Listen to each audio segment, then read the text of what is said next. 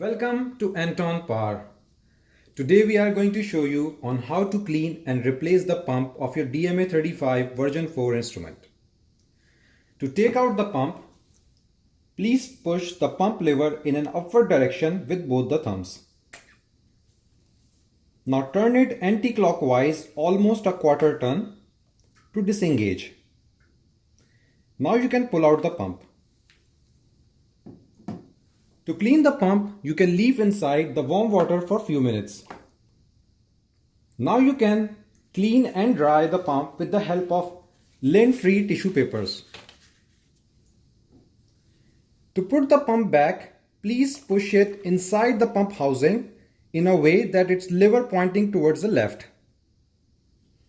Now just turn it clockwise until you hear a clicking noise. Please push the pump downwards to engage it fully.